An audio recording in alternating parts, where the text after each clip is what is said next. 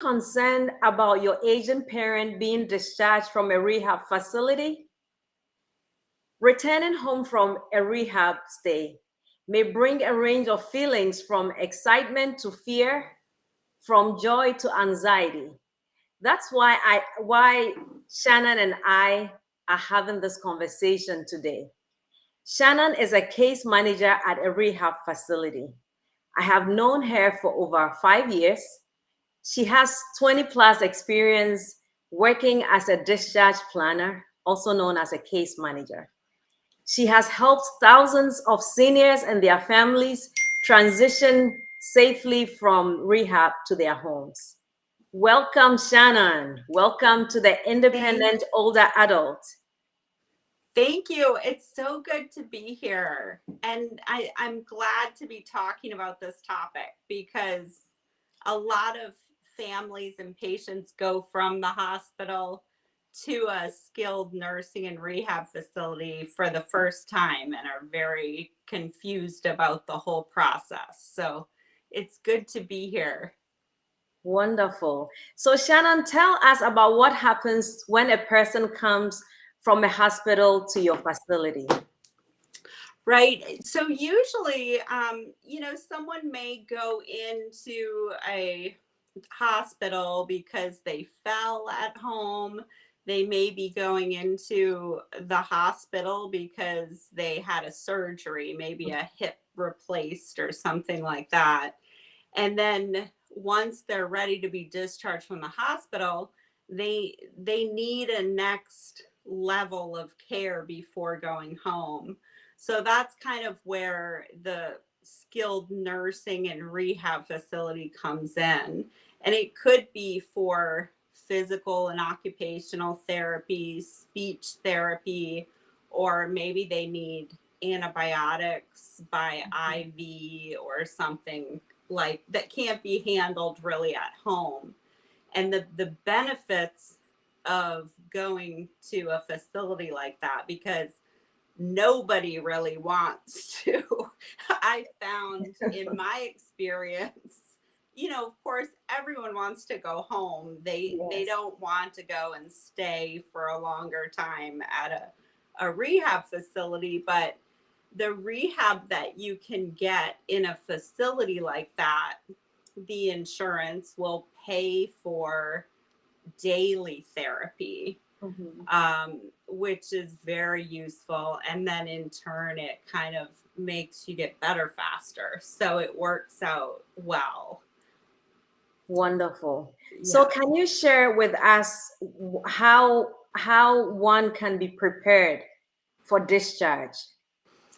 Yeah, it's a pretty good process within the nursing and rehab facilities. So there are social workers or case managers who will kind of organize things like meetings during the stay, as well as all those details that come when it's time to discharge home.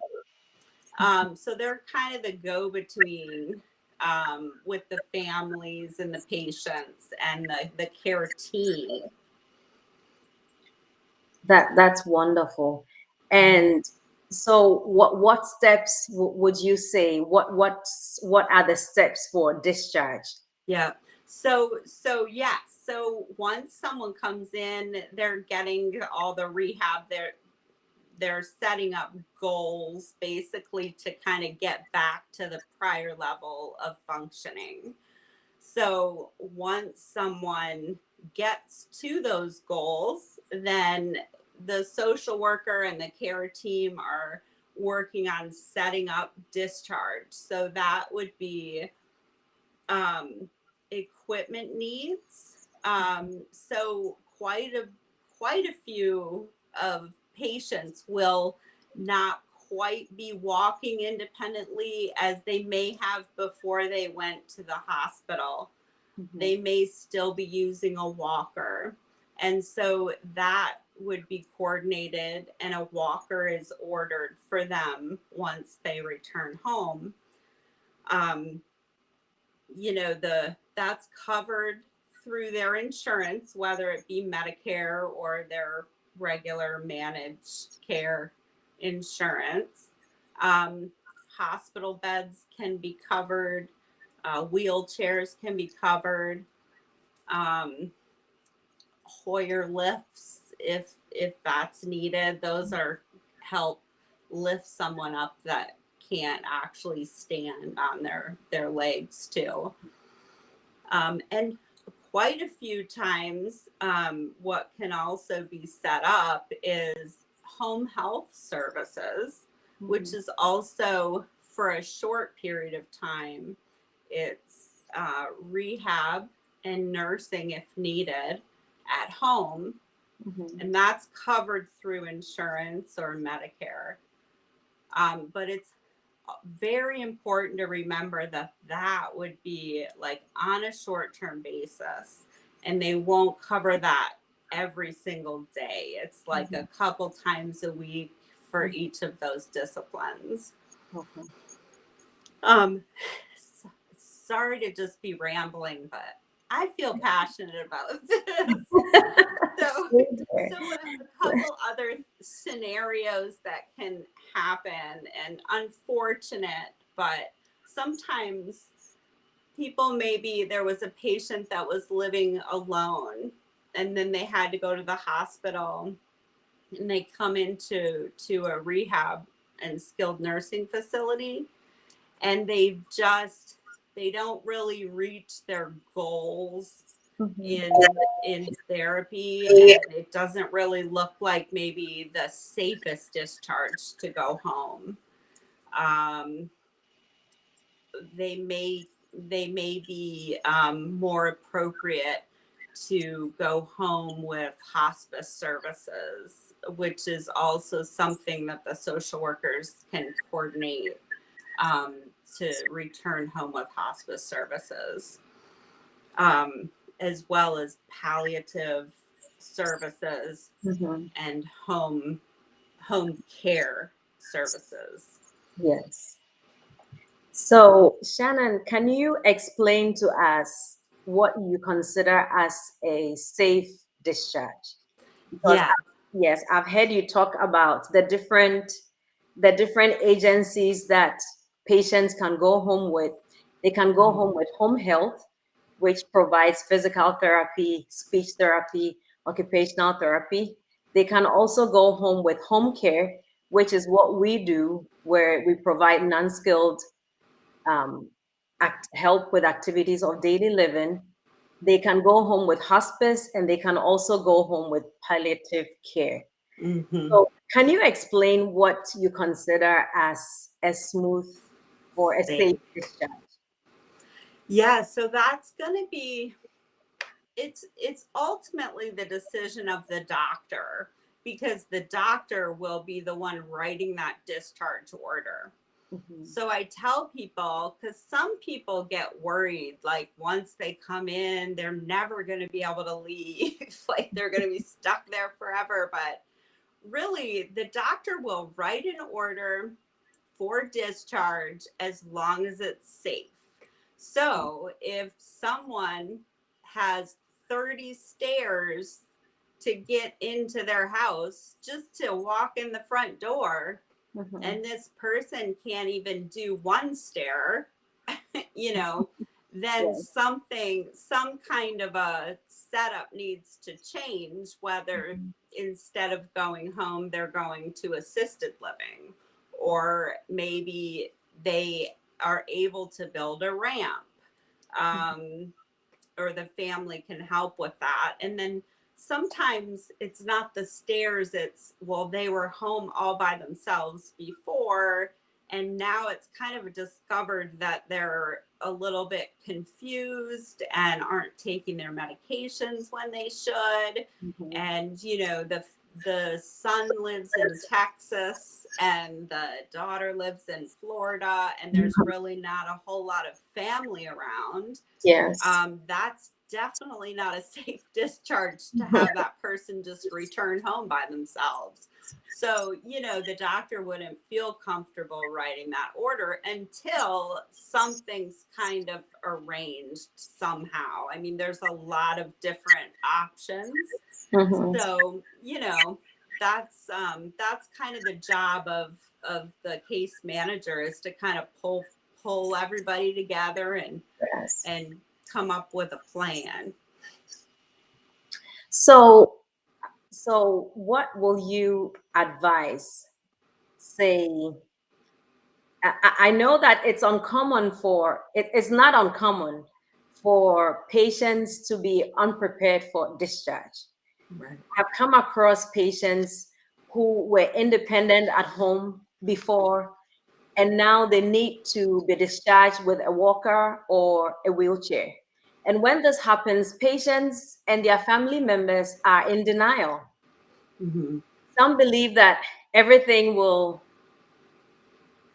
be normal, or will, once they get home, everything will work out.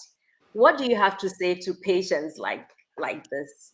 Yeah, it's tough because some families, yeah, and it's hard for me to think of my parents Mhm. as not being like they are right now. So it is difficult to imagine something like that. Like, if you realize that, great, my mom needs a walker now, or my Mhm. dad needs a wheelchair, what are we going to do? And it's scary too, Yeah. because some families might have just one adult child to kind of work through all this.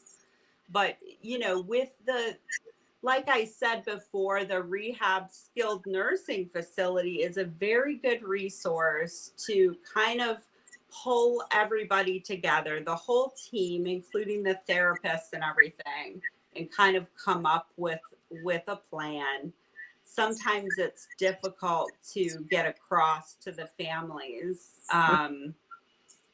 well, and the patients at times too, that this is not gonna be safe if you go home like this. We need to work something out. So um I it's a tough, if it's a tough one with some people.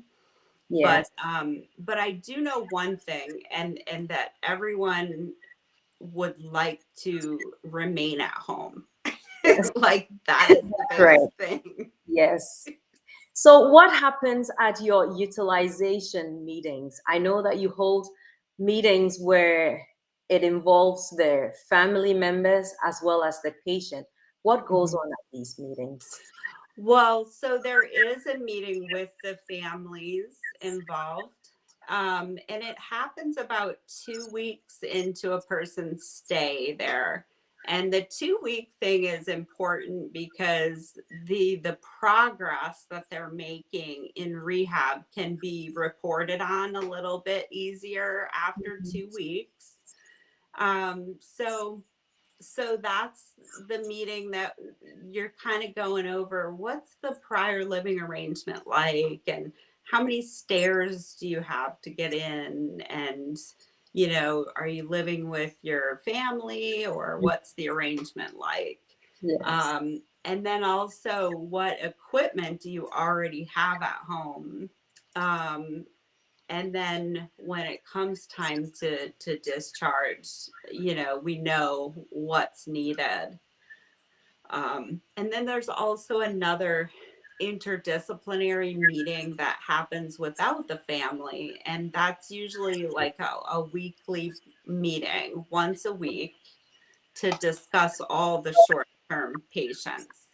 And so during that meeting, it's decided, this person's almost progressed to their goals, so they're going to be ready for discharge. Or this person was home alone before, so that's going to be kind of a um, one that we need to get planning on soon, So that's an important meeting too.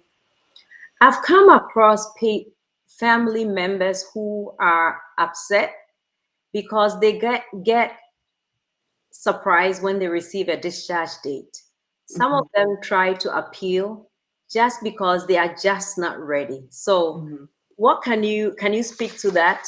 Can you Yes. let us know how to go about the appeal process, as well as how discharges are determined? Is it Yeah. determined by the rehab, or is it determined by the insurance companies? Yeah, it's always determined by the insurance. Medicare is a little less quick to discharge than regular managed care insurance. Um, but during that interdisciplinary team meeting that I was telling you about, the insurance liaison is also present. And we're also, for each patient, updating the insurance company as to what progress is being made. And so, usually, the people that are upset about discharge are those people that, so either you reach all your goals in therapy and then you're able to go home, or you reach a plateau. So if a period of time goes by and there's no progress being made, then you kind of get a new baseline of your abilities, physical abilities. Mhm. And so then there has to be a discharge as well, unfortunately. So Yes. those people are the ones that usually are upset about discharge, and they probably would try to appeal, which is fair. I mean, that's why that's there, to be able to appeal. Mhm. Um, but most likely that's, I mean, in really great cases, it's just happens to be like the therapist that they were working with wasn't very good or something. It wasn't a good match. So just by changing therapists, they can then make some progress. Um, but that's usually what happens. So, Shannon, can you tell us about what to expect on the week of discharge? I know that usually medical equipment is delivered to the home of the patient, and there's Mhm. supposed to be someone there to receive, like the hospital bed, the commode, and all that. I know the hospital bed is supposed to be placed on the first level of the house, Mhm. and a lift is supposed to be set up if they need to be going upstairs and downstairs. Can you speak to what preparation is needed in the final week of Yeah. the rehab stay? Yes. So as far as the equipment goes, I mean, they're actually very quick to turn around. So the decision is made usually from between the therapist and the social worker, case manager, whether that person needs the walker at the facility or if it's okay just to deliver it to the house. So that, and as well as the bedside commode, is usually delivered to the house. Mhm. Um, the hospital bed is the one that kind of gives, that really has to be coordinated because, it has to be there before the person gets home. So that might even delay discharge for, a day or two sometimes. But that's one thing very important to do that week of discharge.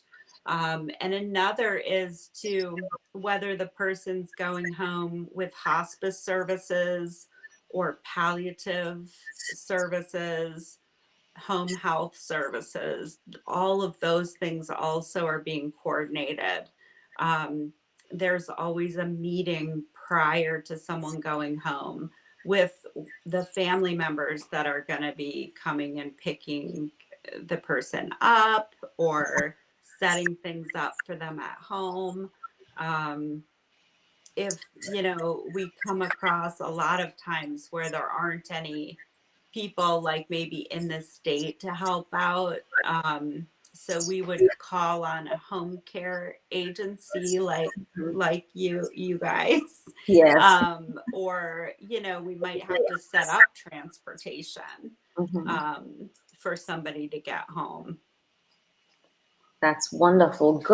Good information, Shannon. Thank you Mhm. so much for making the time to educate us on planning your Asian parents' discharge from rehab.